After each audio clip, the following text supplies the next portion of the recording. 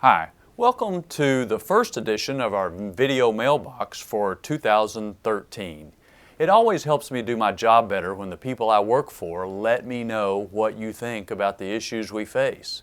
Sometimes we may agree, sometimes we may disagree, but it always helps me do a better job in representing you. I appreciate it, and as they say, keep those cards and letters coming. Over the last few weeks, the issue I've heard most about through emails, letters, calls, has been gun control. For example, Chris from Wichita Falls writes, "I'm very worried about liberals trying to take away my gun rights. I'm a retired Air Force small business owner and I'm against any changes to my gun rights, including limiting the type of guns I can buy or own, the size of magazines, or any other changes put forth. Please continue to stand for my gun rights as you have in the past, and vote no on any gun ban or legislation to take away my Second Amendment rights."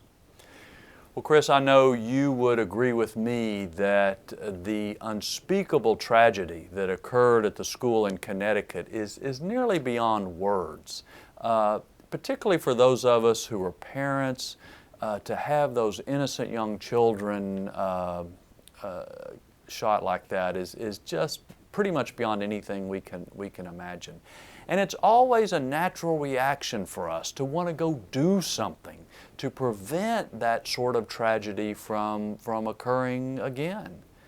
Sometimes I think we stick our head in the sand and not acknowledge that there is real evil in the world.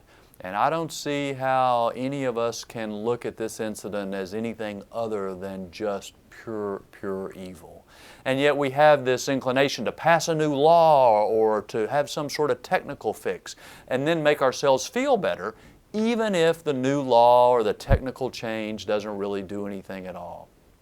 I think we have to be concerned about that. You know, for example, I haven't heard of any gun control proposal that would have affected the outcome of this horrible tragedy in any way.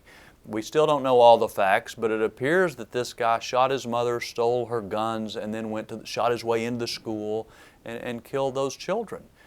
He broke several laws by then. And so another law is not going to prevent something like that from happening.